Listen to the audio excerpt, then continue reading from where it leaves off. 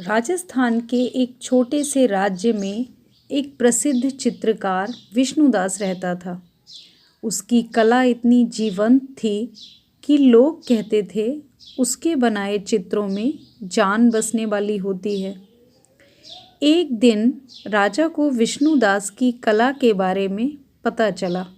उसने उसे दरबार में बुलाकर कहा, हम चाहते हैं कि तुम हमारे लिए एक ऐसा चित्र बनाओ जिसमें जादू हो, कोई ऐसा चित्र जिसे देखने वाला उसमें खो जाए। विष्णुदास को यह चुनौती पसंद आई। उसने 1 महीने का समय मांगा और महल के एक गुप्त कमरे में खुद को बंद कर लिया। जब महीना पूरा हुआ तो राजा को बुलाया गया। कमरे में पर्दा हटते ही राजा और दरबारी चौंक गए। सामने एक विशाल द्वार का चित्र था जिसमें एक सुनसान सड़क, पहाड़, झरना, एक सुंदर महल दिख रहा था। चित्र इतना वास्तविक था कि राजा मंत्रमुग्ध हो गया।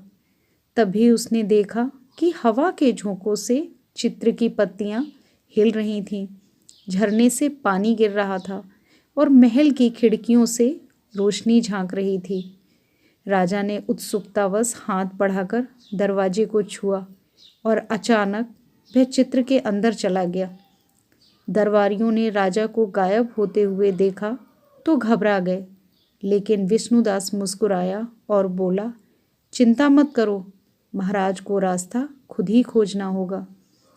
अंदर राजा एक भूल भुलैया में फंस गया था। वह दरवाज़ा एक नई दुनिया में खुलता, लेकिन बाहर जाने का कोई रास्ता नहीं था। उसने महल तक पहुंचने की कोशिश की, लेकिन हर बार वह वहीं लौट आता जहां से शुरू हुआ था।